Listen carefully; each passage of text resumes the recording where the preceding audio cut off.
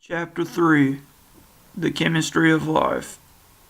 We went ahead and skipped Chapter 2, but I plan to cover some of the material in it later on in the last module over evolution.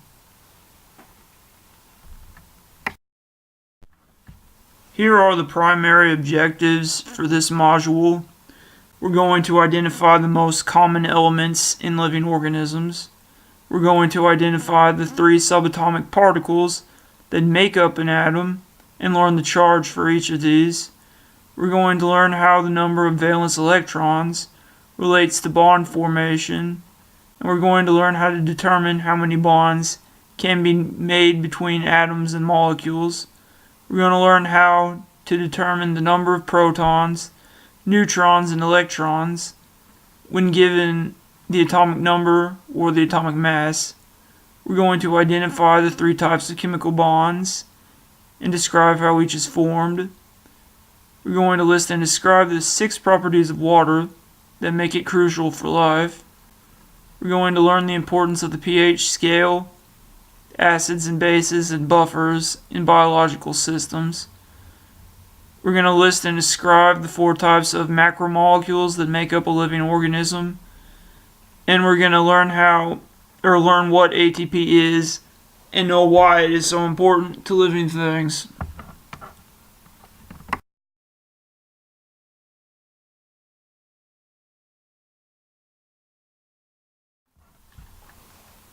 Now we're going to start talking about some topics which are in chapter 2.1, but I feel as though that part of the chapter is kind of missing a few things, so I've added some material to it.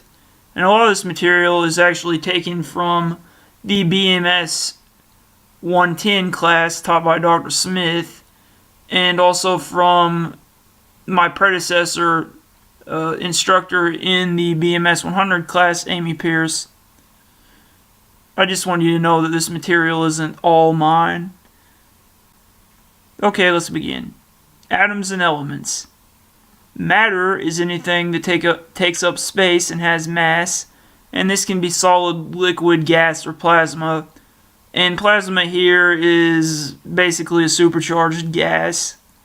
An element is any substance made entirely out of one type of atom, which cannot be chemically broken down any further. Certain elements, and we'll cover a lot of these, can be considered building blocks for life. And then the atom is the smallest unit of an element. And a molecule is one or more of these atoms bonded together.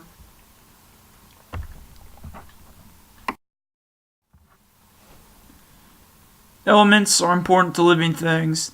Here we have a section of the periodic table which shows the inorganic elements and the organic elements that are important to living things. Those surrounded by the red boxes are the organic elements, and those surrounded by the blue boxes are the inorganic elements important to life. And we're going to cover these in greater detail here in a second. This is pretty much just a picture for you to look at and study.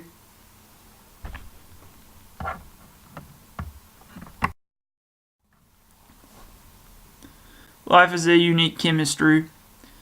Here are the 6 organic molecules required for life, which are in the table in the last slide. And these are hydrogen, carbon, nitrogen, oxygen, phosphorus, and sulfur. And as you can see, all of these 6 organic molecules have a symbol which is the first letter of their names. So we can kind of differentiate these from the inorganic molecules. And usually these are found in nature as diatomic molecules, which we're going to talk about here in the few upcoming slides. And then the 5 inorganic molecules required for life are sodium, magnesium, chlorine, potassium, and calcium. And as you can see, all of these have symbols that are either a capital letter and a lowercase letter, or in the case of potassium, the capital letter that represents them is actually taken from the I believe that the Greek names for these. But anyway, you can kind of tell the difference between inorganic and organic molecules based on their symbols, like I said. Moving on to the slightly more complicated parts of this chapter. And I'm going to just warn you right now that I really don't care for chemistry myself. As an undergrad, I actually majored in general biology. I really like just to learn about zoology mostly. But I understand that chemistry is very important to biology, so we'll just have to learn it, I guess. Atoms are composed of subatomic particles, and there are 3 types of these subatomic particles. 2 of them are found in the nucleus, and these are protons and neutrons, and there are their symbols to the right. And then there's a 3rd subatomic particle, which is found in the orbitals of the atoms, the electron, and its symbol is to the right.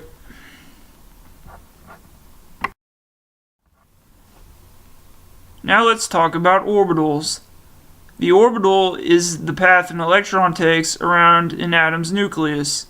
The outermost orbital is called the valence shell, and is also the outermost energy level of electrons. The electrons in this shell are called valence electrons. This orbital is where chemical bonds are formed. Each of the orbitals in an atom has an absolute limit of electrons it can contain. The first orbital, or first shell, can contain up to 2 electrons.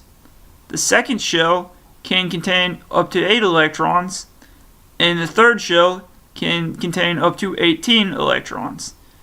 And here below we have a picture which shows the number of electrons found in these specific atoms. And down here we have oxygen, which contains 8 electrons, hydrogen, which contains 1, carbon, which contains 6, and nitrogen, which contains 7.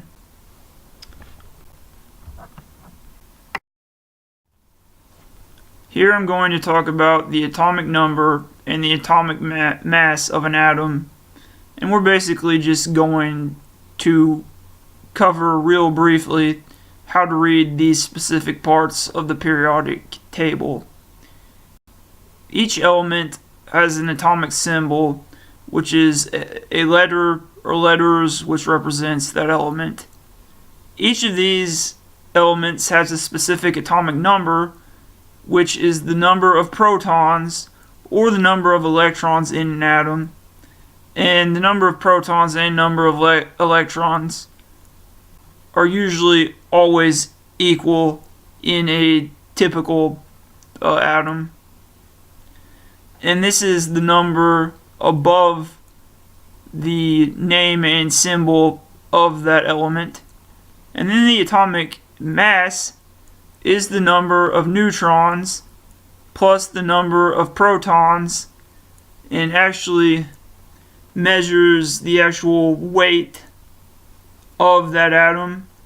Electrons have an extremely small mass, so it is considered to be very unnecessary to include it in this number. And as you can see here, we have carbon as our primary example. Its atomic number is 6, its symbol is capital C, and its atomic mass is 12.011. And the reason why the atomic mass is not a whole number is because it's an average of the atomic mass of different atoms. And we're going to talk about how atoms of the same element may have different atomic masses.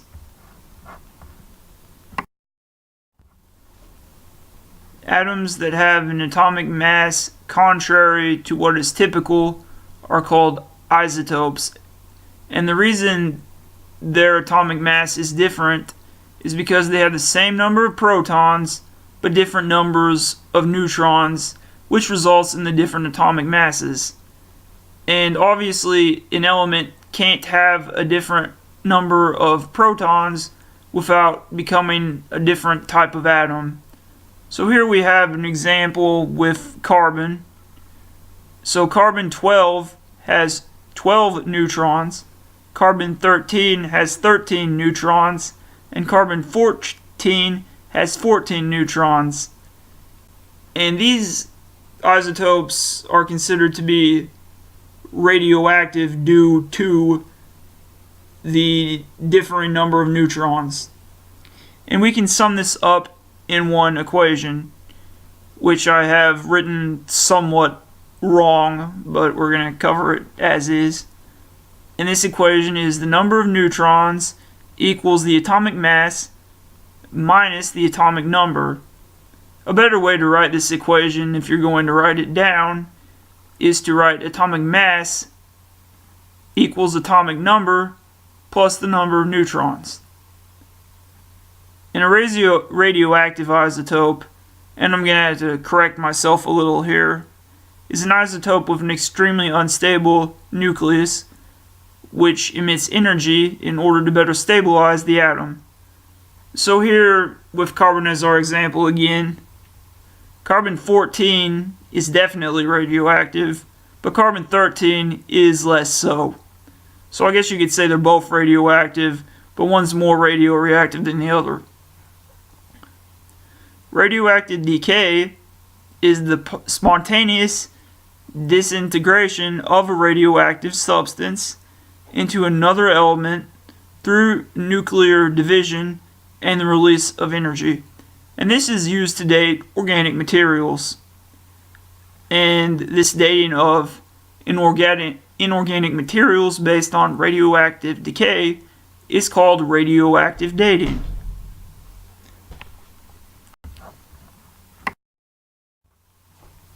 Chemistry is the story of bonding. Like I said, life is made up of atoms. These atoms are the building blocks of molecules and chemical compounds. Atoms are capable of bonding, and bonds can be defined as sites of atomic interaction. A molecule is a chemical unit formed from two or more atoms.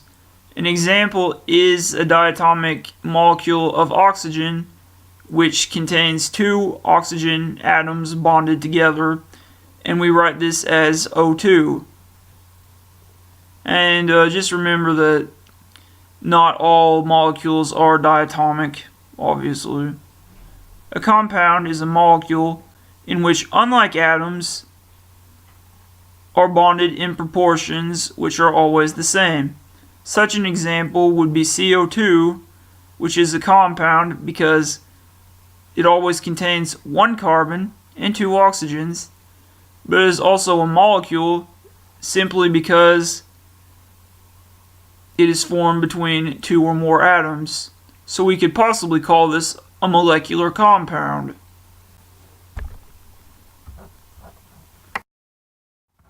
Valence electrons and bond formation. Atoms interact based on how many valence electrons their outer valence shells contain, and atoms can either share, lose, or gain electrons, and that should say gain.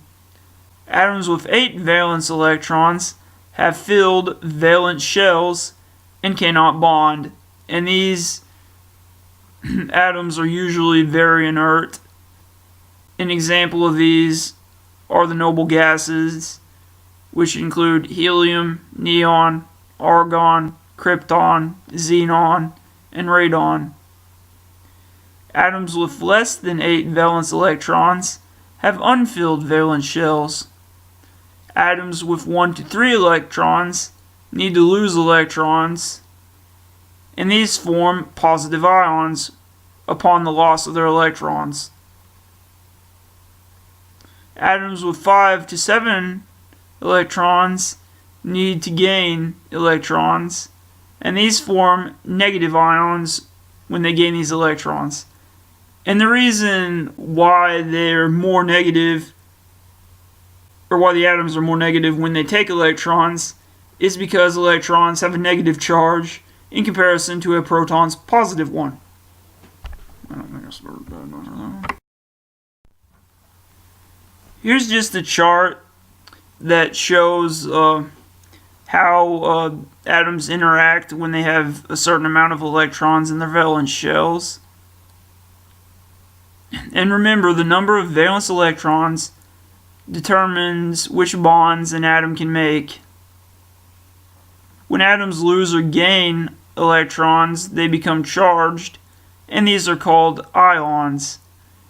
And as you can see in the chart, atoms with 1 to 3 valence electrons lose electrons, form positive ions, and can share electrons. Atoms with 5 to 7 electrons gain electrons to form negative ions, and they can also share electrons. Whereas atoms with 8 valence electrons can't do any of these and are stable or inert.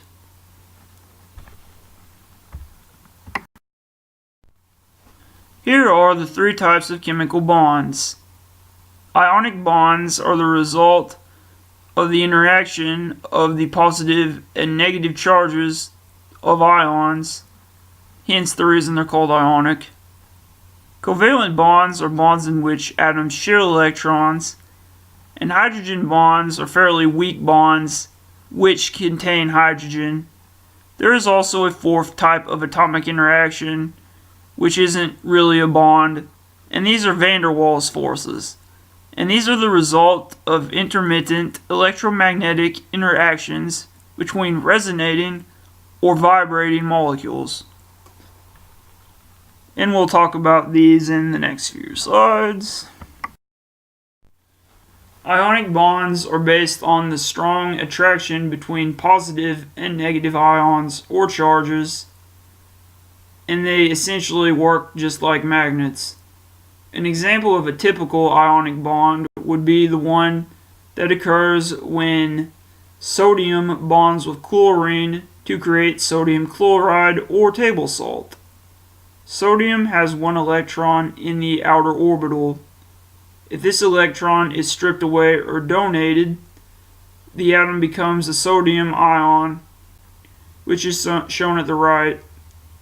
Chlorine has 7 valence electrons, so it tends to attract free electrons or accepts electrons and forms a positive chloride ion, or a chlorine ion, I guess I should say. And this is also shown at the right.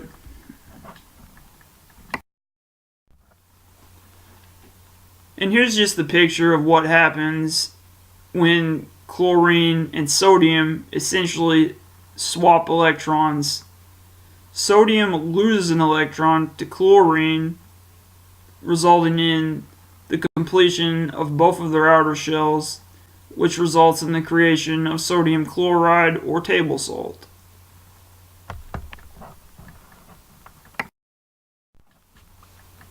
Moving on to covalent bonds, which are considered to be the most important bond in living tissues because most organic substances are made up of molecules created by these bonds.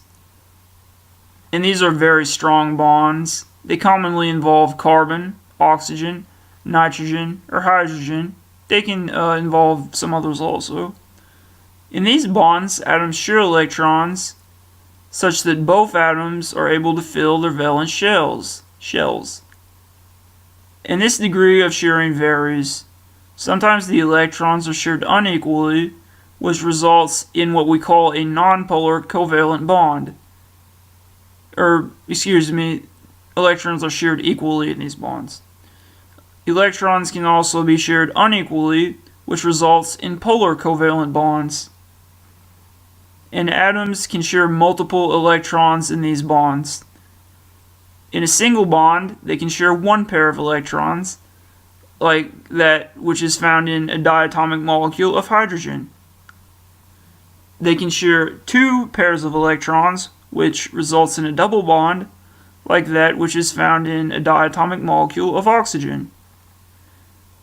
And lastly, a triple bond can be formed, in which 3 pairs of electrons are shared, such as in a diatomic molecule of nitrogen, And some atoms can actually form 4 bonds, but usually it's just a carbon that we're concerned with.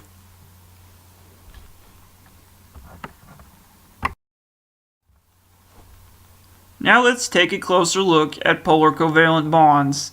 In these bonds, shared electrons reside preferably near one nucleus, as the larger atom has a stronger pull. Part of this molecule will have a slight negative charge because the electrons are pulled closer to that molecule and are there more often. The other part of the molecule carries a slightly positive charge. An example of one of these molecules would be water, and this fact that this molecule is polar actually helps to account for many of its life-sustaining characteristics. And here you can see what happens when we form a molecule of water. The larger atom, oxygen, pulls the electrons closer to it and further away from hydrogen, which results in a more negative charge at one end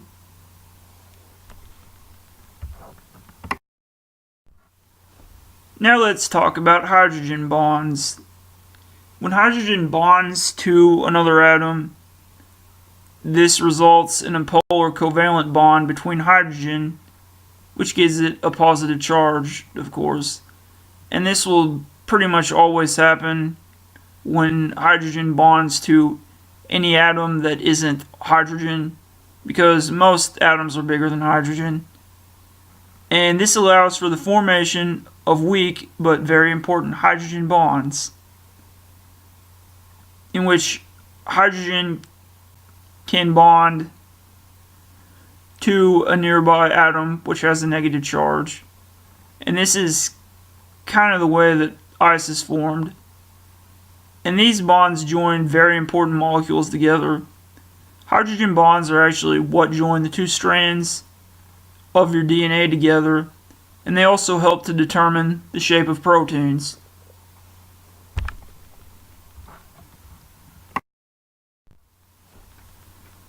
Now let's talk about van der Waals forces. These are extremely weak forces, which is part of the reason they're not called bonds, and they result from the intermediate electromagnetic interaction between resonating or vibrating molecules. As these atoms vibrate and the electrons whirl around in their electron clouds, various regions briefly become positive or negative. Van der Waals forces occur when these intermittent charges attract adjacent molecules that briefly have opposite charges. And this is actually how an animal like a gecko can stick to walls, because of the interactions between the molecules in its feet and the molecules in the surface it's climbing on, which allows the gecko to stick on walls and stuff. And that's pretty much the only thing we're going to say about van der Waals forces. One major reason chemical bonds are important is because energy is stored in all types of chemical bonds, and the breaking of these bonds is how living organisms can obtain their energy. And when these chemical bonds are broken, one of two reactions can occur. The first reaction we'll talk about is the endothermic reaction, which is a reaction that results in the absorption of energy. The products of these reactions store energy within their bonds. So from this we can say that bonds are formed in these reactions.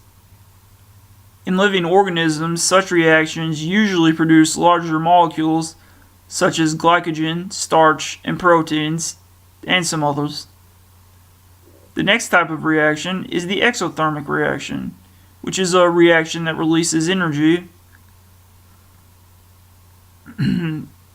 usually such that bonds are broken and reformed. An example of an exothermic reaction would be combustion, which results in the production of CO2.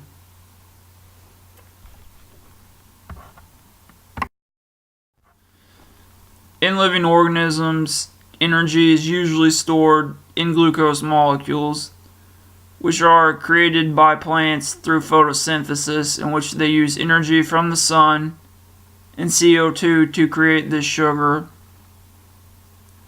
And we're not really going to cover photosynthesis that much because we want to focus on humans as our primary living organism. But here we have a picture which shows a plant cell producing glucose and then breaking it down such that it obtains energy from the broken bonds.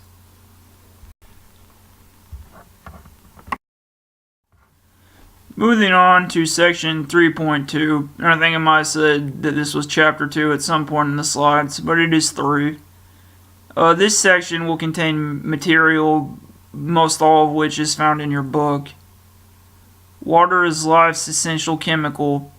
Water is the most abundant molecule in living organisms, making up between 60 and 70% of total body weight in most organisms. It's needed for several basic functions, including digestion, excretion, respiration, and circulation. Without water, the body's chemical reactions would not occur, and cells would cease to function, and no living thing could really exist.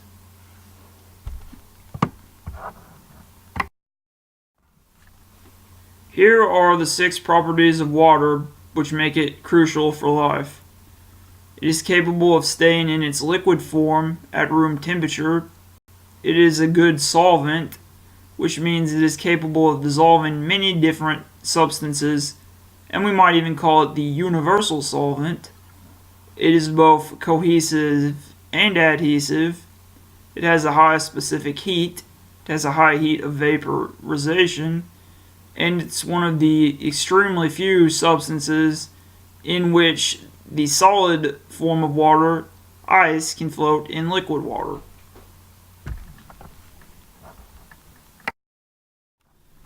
Let's look at the 6 properties of water in closer detail.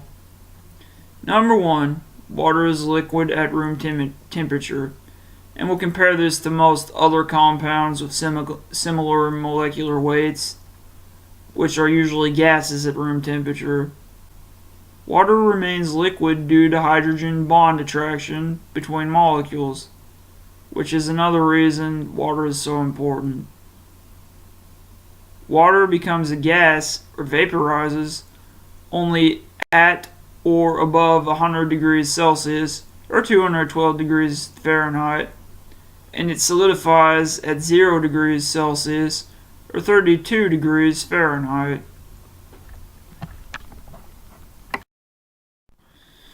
Number 2, water is a good solvent. Like I said earlier, a solvent is a substance capable of dissolving another substance. And a substance that dissolves in a solvent is a solute, and this is the substance being dissolved. An example of this would be table salt or sodium chloride. Substances react to water in 2 different ways. If it's a hydrophilic substance or water-loving substance, it dissolves easily, and my example being sodium chloride, like I said a second ago. A hydrophobic substance is a water-fearing substance and does not dissolve readily. An example of these would be fats and oils, and this explains why fats and oils float on top of water. Like we said before, water is a polar molecule and is capable of sitting up a lattice in solution. How does water dissolve substances? The H bonds between the water molecules continually form and break. Substances in water are then subjected to constant electromagnetic pulls, which causes the compound to break down or dissolve.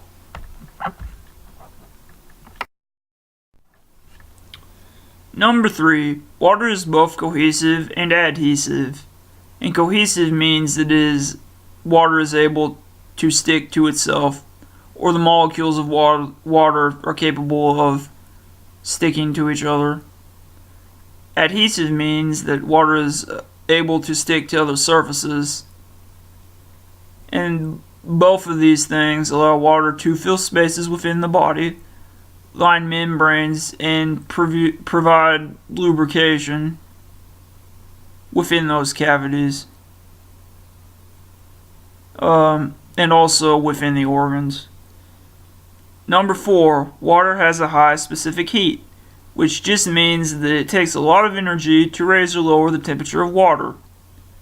This allows water to serve as a temperature buffer, and it takes 1 calorie of energy to raise the temperature of 1 gram of water 1 degree Celsius, which is actually quite a bit of energy. Number 5, water has a high heat of vaporization, which means that it takes a large amount of energy, 540 calories, to convert 1 gram of water to vapor, and this helps to maintain thermal hemostasis. As your core temperature rises, your body is capable of responding by increased sweat production, which increases evaporative heat loss. Number 6, solid water floats in liquid water. As water cools, the hydrogen bonds stabilize and the water turns solid.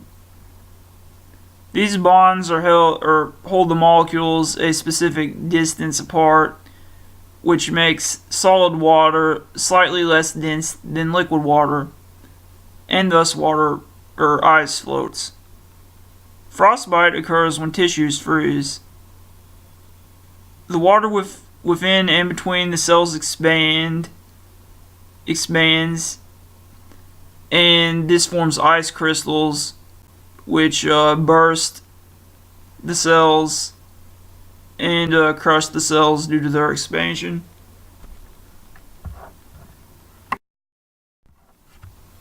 Now let's talk about pH, which is important in the chemistry of life.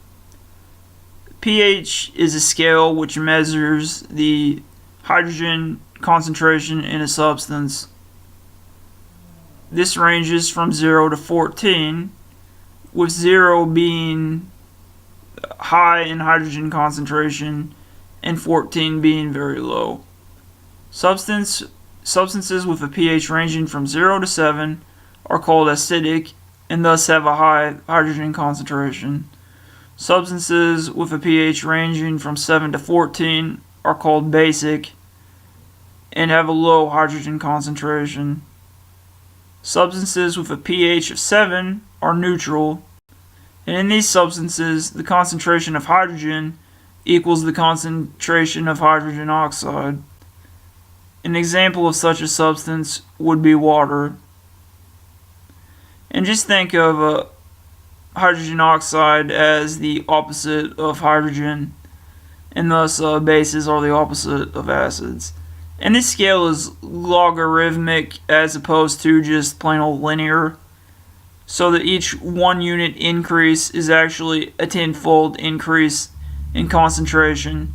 So say we went from a pH of 8 to a pH of 9, this change would actually indicate that a pH of 9 has 10 times more hydrogen than a pH of 8.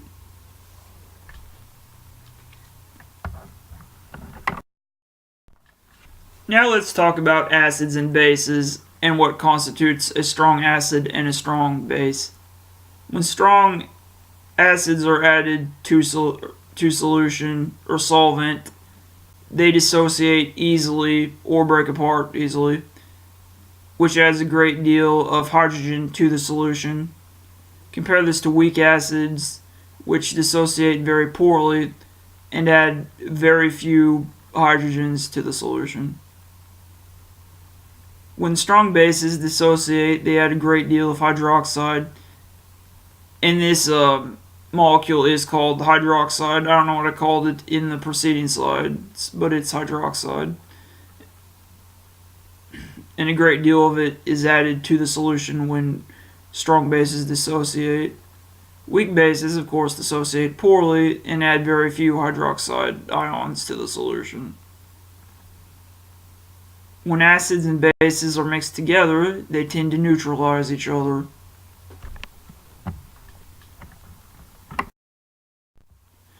Hydrogen and hydroxide ion concentration affects chemical properties.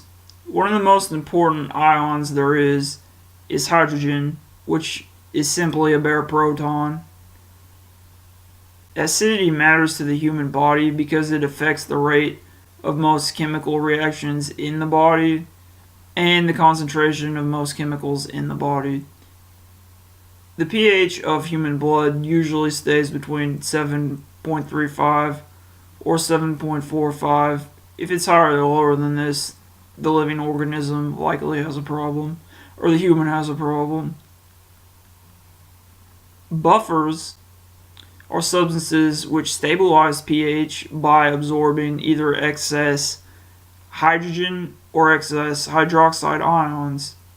One of the most common buffering systems in the blood consists of carbonic acid, or H2CO3, which you can see here in these reactions absorbs hydrogen ions to create a bicarbonate ion, and this reaction can be reversed, and we have its reversal here at the very bottom.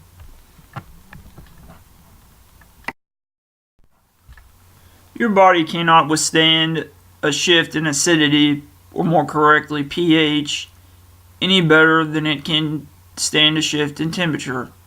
Like I said in the last slide, the pH of human blood is 7.35 to 7.45, ideally speaking. A decrease in blood pH below 7 results in acidosis, which can result in coma and possibly death. An increase in blood pH above 7.8 causes alkalosis, which can result in tetanus and death. And I'm not going to really go into the particulars of these because I don't think it's all that important in this class. But just know that acidosis can lead to coma, alkalosis can lead to tetanus, and both of these can lead to death. And these are why buffers are important, because they protect against these extreme changes in pH.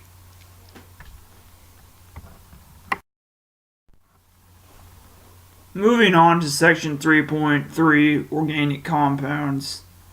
All organic compounds contain carbon, which is an extremely flexible atom when it comes to bonding. It has 4 valence electrons, so it can form 4 bonds, which is the most any atom can make. This allows carbon to form an infinite number of structures, from methane, which is a more linear compound, to more complicated hydrocarbon chains, and both simple rings and complex ring structures. And these include additional reactivity features when we add functional groups. And here we have a carbon of methane, which I'm going to have to go back and say isn't linear because it only contains 1 carbon and 4 hydrogens, and that's what it looks like. Another type of carbon molecule would be this linear molecule over here, which is just a chain of carbons. And then we also have this picture of carbon rings, which depicts how carbons form these rings.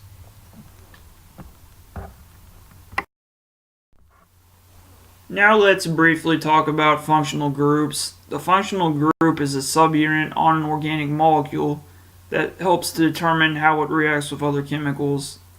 And over here to the right, we have a few of these listed and shown in the picture. And these ones were selected because they're common in most molecules found in living organisms. There's the hydroxyl group, the carboxyl group, the sulfur hydryl group, the carbonyl group, the phosphate group, and the amino group. And all of these can be found in proteins, I believe. And I know phosphate is found in the backbone of DNA. And these are found in the 4 major organic molecules: carbohydrates, lipids, proteins, and nucleic acids, which we're going to cover very soon. We're going to cover these so soon, in fact, that they're on this next slide. Here are the 4 types of organic molecules important to living things. These are carbohydrates, which are made up of monosaccharides; lipids, which includes triglycerides and phospholipids, and all of these involve a glycerol bonded to either 2 or 3 fatty acids.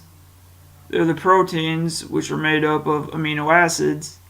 And then there are the nucleic acids, which include RNA and DNA, and these are made up of nucleotides. Carbohydrates are the most abundant organic molecule in living organisms. Carbohydrates are always composed of carbon, hydrogen, and oxygen in a ratio of 1 carbon for every 2 hydrogens for every 1 oxygen. And these serve as the primary energy source for humans. However, this is not so in some other animals. For example, animals like cats use lipids as their primary energy source. And below we have a few examples of carbohydrates. Part A is a single molecule of glucose. Note the oxygen within the carbon ring, which is actually one of the main identifiers for a simple sugar. To the left of the the right of the glucose molecule is a molecule of glycogen, which is made up of glucose molecules bonded together to create this branching pattern. And compare this to cellulose, which is a bunch of these glucose molecules arranged linearly. And another name for cellulose is dietary fiber. We can't digest cellulose, but it is very helpful in digestion.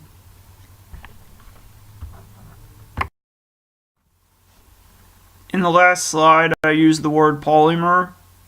A polymer is simply a chain of individual molecules which we call monomers. And a monomer is just a single molecule. Carbohydrates are polymers, as are most of the other organic molecules within living organisms. And the monomers of a carbohydrate are called monosaccharides. And these are single sugar molecules, and they can also be called simple saccharides. An example of this is glucose, also fructose, which is a sugar found in fruit.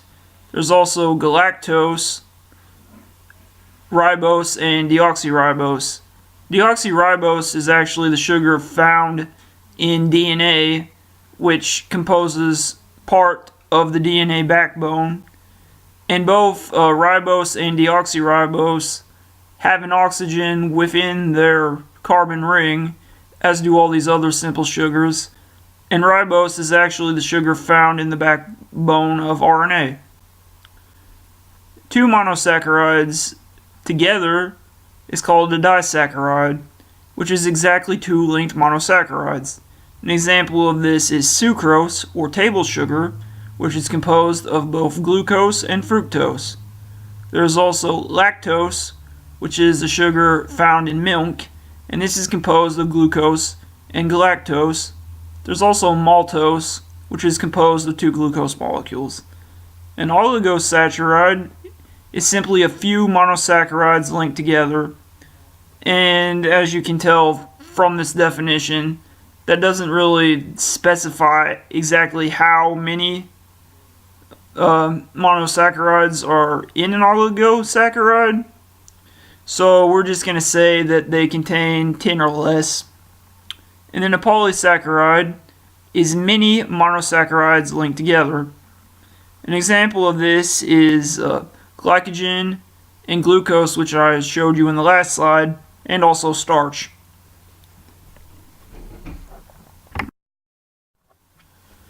Another organic molecule is the lipid. And these are long-chain organic compounds which are not soluble in water, so they're called hydrophobic. And examples of these are fats, oils, sterols, and waxes. They're composed of carbon, hydrogen, and oxygen, but these are not arranged in a 1:2 to 1 ratio as in carbohydrates. The carbon-hydrogen ratio is often close to 1:2, but lipids have fewer oxygens than do carbohydrates. These have a very high energy content, as there are 9 kilocalories in 1 gram of fat, but they have a very rich taste, and it's often said in cooking that fat equals flavor, which is why fatty foods taste so good. Humans store excess caloric intake as fat, and I'll point out that lipids are also called fat, and it is common to reduce the amount of fat in the diet for weight loss and for other health reasons. And we'll talk more about calories here in a second. Okay, I'm going to retract my last statement and say that we'll cover caloric intake in more detail in the digestion and nutrition chapters. Now let's talk about a specific kind of lipid, the fatty acid. Fatty acids are long chains of hydrocarbons, or rather I should say hydrogens and carbons, sometimes with more than 36 carbons. Fatty acids are hydrocarbons, that's why I'm getting confused. A carboxyl acid head group is attached to the N carbon, which is actually what gives fatty acid the word acid in its name, and these heads are hydrophilic. Fatty acids have hydrophobic tails made up of carbon and hydrogen, and generally the longer the tail, the more hydrophobic the fatty acid. There are 2 different kinds of fatty acids, saturated fats and unsaturated fats. Saturated fats contain no double bonds between carbons, thus they are saturated with hydrogen due to this lack of double bonds, and this allows them to remain solid at room temperature. An example of such fats are butter and animal fats, which are generally considered to be unhealthy. Unsaturated fats contain 1 or more double bonds between carbons. This crimps up the straight carbon chain, or makes kinks in the chain, preventing close packaging of the molecules, such that they are liquid at room temperature. An unsaturated fat with 2 or more double bonds is called polyunsaturated. Examples of these are vegetable oils and synthetic fats added to butter substitutes, and these are generally considered to be more healthy than butter and animal fats.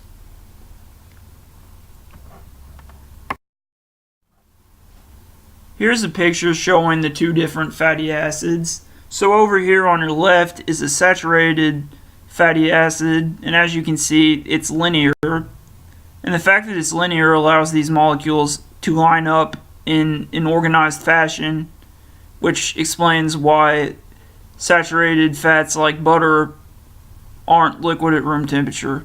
And compare this to the unsaturated fatty acid, where the kinks in the hydrocarbon do not allow the fatty acids to line up in an organized fashion, and thus these are liquid at room temperature.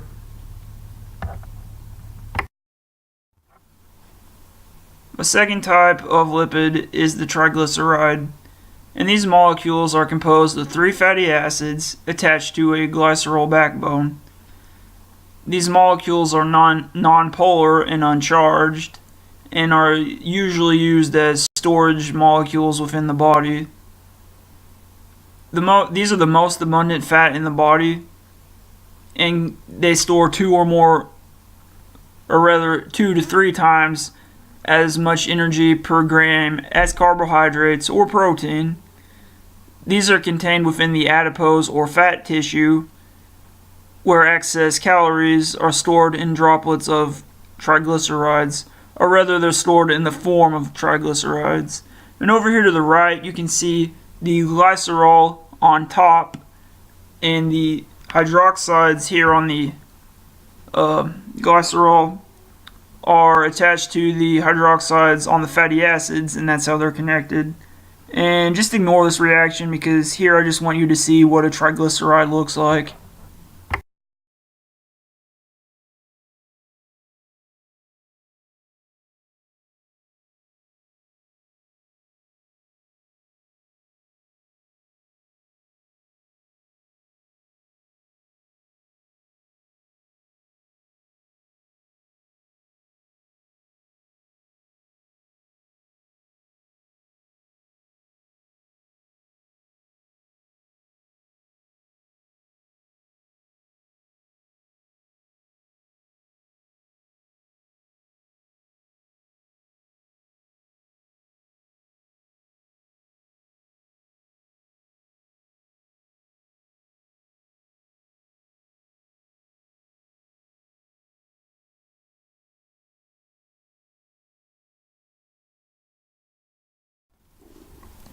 Here's a picture of the structure of a phospholipid. So over here on the left you can see the head group, which is composed of the phosphate group and also the glycerol. And then the tail portion of the phospholipid is made up of 2 fatty acid tails, so that it has a simplified structure that looks like what is drawn on your your right. And farther right you can see how phospholipids are arranged into a bilayer as seen in the cell membrane. The fourth and last lipid that we're going to talk about is the sterol. And these are large molecules with a common 4-ring structure, and they're important to the normal growth and development of living organisms. And here's just some common sterols. There's cholesterol, which I'm sure everyone's heard of, which actually has a role to play within the cell membrane, as it's an integral part of the membrane that allows for flexibility and growth of the membrane. And of course, high levels of cholesterol in the bloodstream are linked to heart disease because they clog the arteries. Another type of sterol is cortisol, which is actually a stress hormone. There's also estradiol or estrogen, which is a female sex hormone, and testosterone, which is of course a male sex hormone. Anabolic steroids, which are related to testosterone, of course stimulate the growth of muscles. It's just important here to remember that anabolic steroids are related to testosterone. Here's a picture of these common sterols, and as you can see, all of them have 4 connected rings. Over here we have cholesterol, which has 4 of these rings and a hydrocarbon tail. And compare testosterone to estradiol, and it's pretty interesting to note that their structures are extremely similar, except for a few minor alterations. And then there's cortisol, which also has 4 rings.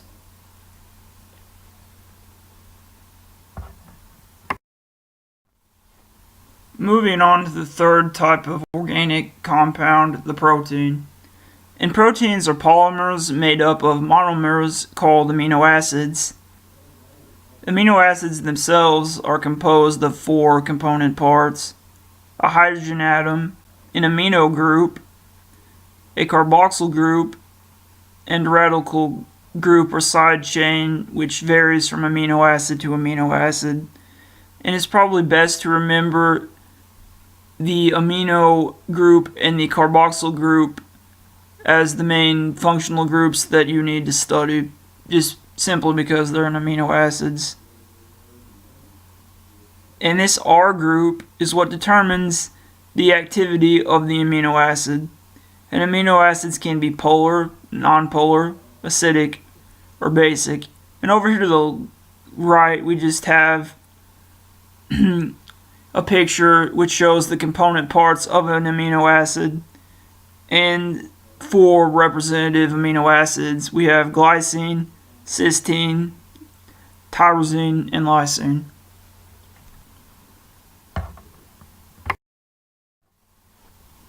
Millions of different proteins can be formed just from linking the 20 different amino acids together in a polymer chain.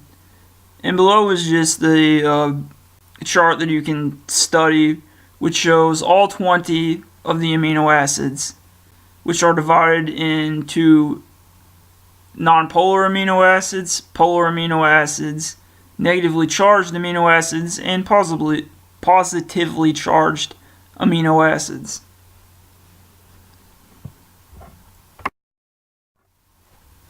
The amino acids in a protein polymer are joined together with a specific bond called the peptide bond, which are always covalent bonds between the carboxyl group of one amino acid and the amino group of the adjacent amino acid.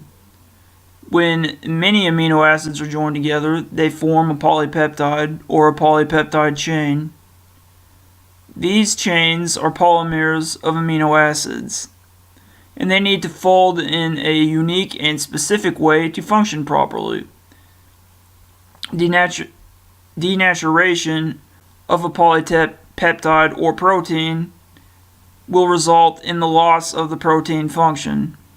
And this is simply what occurs when a protein isn't allowed to fold properly. The shape of the protein or polypeptide depends on the specific sequence of amino acids, and there are 4 levels of structural complexity in a protein.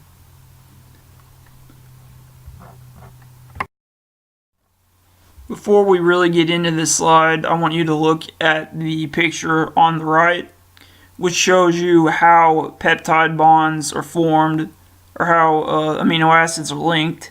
So here you can see the carboxyl group linked to the amino group. Now on to protein structure. There are 4 levels of protein structure. In primary structure, this is simply the order of the amino acids in the chain, which you can see at the right. The secondary structure is actually how the amino acids within the chain interact via hydrogen bonds, which results in either the creation of alpha helixes or beta pleated sheets. And it would be best for you to remember alpha helixes and beta pleated sheets. The tertiary structure is the result of the interactions between the adjacent amino acids due to the formation of the alpha helixes or the beta sheets. This leads to the coiling and folding of the protein molecule as the hydrophobic amino acids are tucked away within that structure. And tertiary structure is simply 2 or more proteins joined together to form what we could possibly call a megaprotein. So it's just a bunch of tertiary structure proteins added together, and obviously not all proteins have a quaternary structure.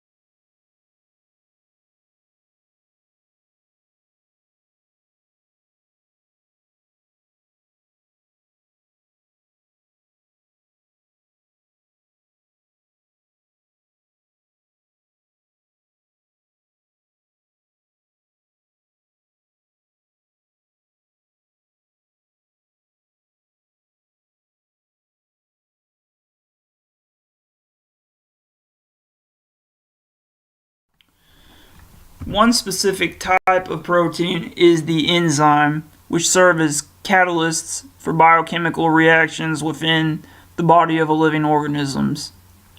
Catalysts bring the reactants or substances which react, also called substrates, together such that a reaction can occur more quickly than it would without the catalyst. And this is what we call lowering the activation energy. And as with other proteins, they need to maintain a correct shape to function properly. The active site of the enzyme protein is shaped to bind to one specific substrate, so any alteration in the shape of the active site would not allow the enzyme to function properly because it couldn't bind to its substrate. And this active site is shown in blue in the picture to your right. And catalysts work to create an environment in which the specific chemical reaction can occur more quickly than it normally would without them. And honestly, some reactions within the body wouldn't occur at all if not for catalysts.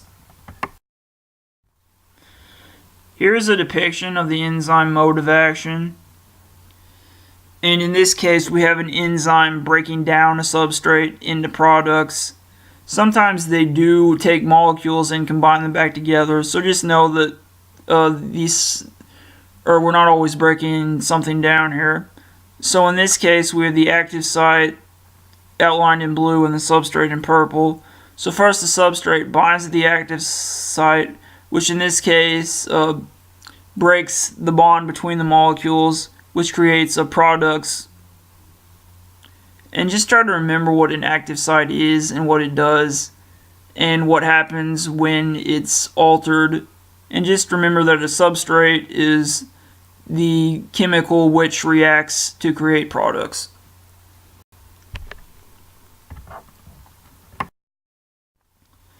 Now we're going to talk about what happens when we combine two of these organic molecules together to form what we'll call hybrid proteins. There's the lipoprotein, which is made up of a lipid and a protein, and most of these are circulating proteins associated with cholesterol, triglycerides, and phospholipids, and can be found embedded within the cell membrane. Then there's the glycoprotein, which is composed of a protein and a sugar group. These are proteins with oligosaccharides bonded to them, and these can also be found on the surface of cells. And we'll talk more about both of these in the next chapter.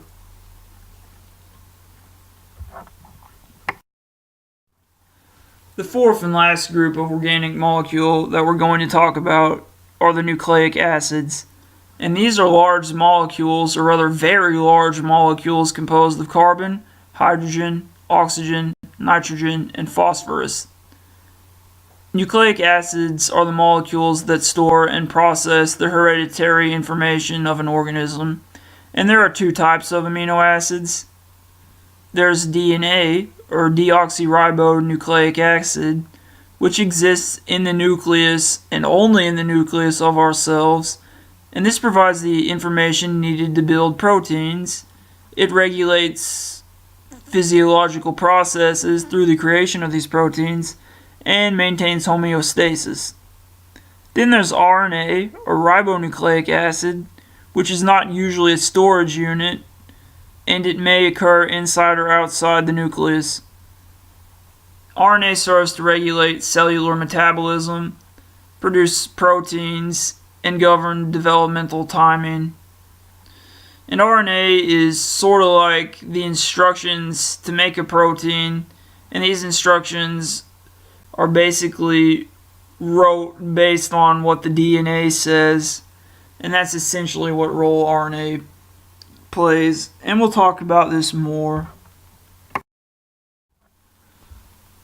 Nucleic acid polymers are made up of nucleotide monomers, and these nucleotides themselves are made up of three components. First, each of them contains a pentose or 5-carbon sugar. such as deoxyribose, which is found in the backbone of DNA, and ribose, which is found in RNA. They also contain a phosphate group within this backbone,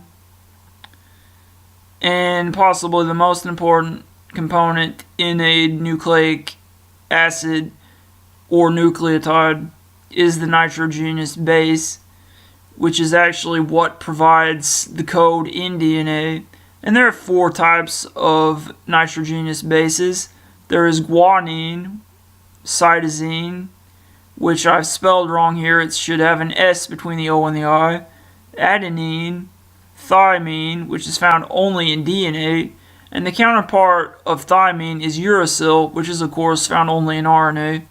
And here you can see the structure to your right with the 3 phosphate groups. And it's important to note that this actually isn't a molecule of, or this isn't a nucleotide exactly as what's found in DNA, because it contains 3 phosphate groups.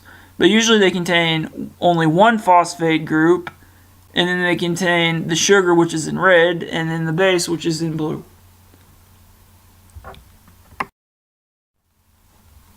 Here you can see the double-stranded helix structure of DNA. So over to the right, you see this drawing, which shows that thymine can only pair with adenine, and cytosine can only pair with guanine. And all of these nitrogenous bases are connected to their counterpart via a hydrogen bond, which is strong enough to hold DNA together, but not so strong that we can't unzip DNA to make RNA, and then go on to use this RNA to make proteins. And here at the bottom right, you can see the structure of the specific nucleotides. And you can see here that cytosine forms 3 bonds with guanine, and adenine forms 2 bonds with thymine. And I'm not going to really go into this. I just want you to know that cytosine and guanine have 3 bonds between them, and adenine and thymine have 2 bonds between them.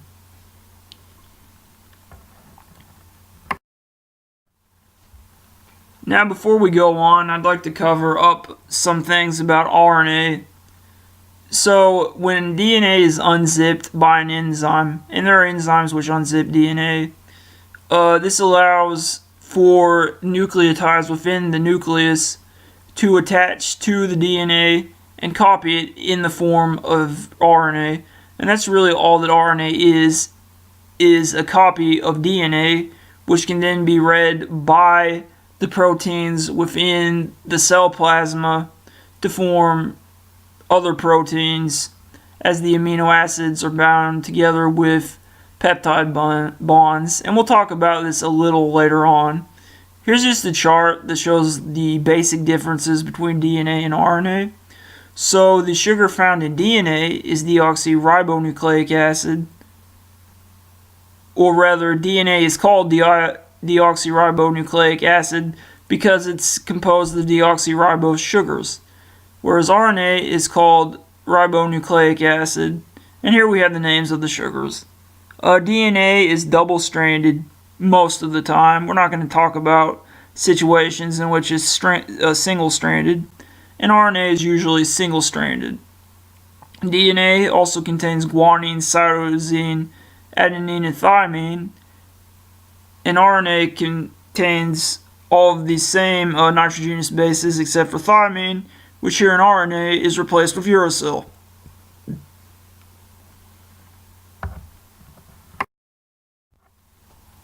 That's all I'm going to say about DNA until the next chapter, and we're not really going to talk about much in the next chapter either, because we had to remove a lot of the genetics that we usually talk about in this course to make room for some of these other topics that have been deemed more important.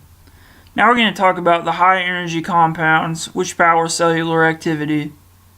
Most often, energy is only available in short spurts rather than a continuous stream all day long, which is why we have lapses in energy. Our body has its own energy storage system, which provides both short and long-term storage. In long-term storage, we use glycogen in the muscle as our storage cell there, and we also use triglycerides as storage units, and these are packed into specialized storage cells called adipocytes or fat cells. In short-term storage, we use a high energy system, which is reversible and also instantaneously available. The most common storage molecule that we use over the short term is ATP, or adenosine triphosphate, which powers most all cellular activity, from forming proteins to being the energy source allowing muscles to contract. And here we have ATP, or adenosine triphosphate. And here we're just going to look at the structure of ATP. So it contains an adenine connected to a ribose sugar connected to a phosphate group.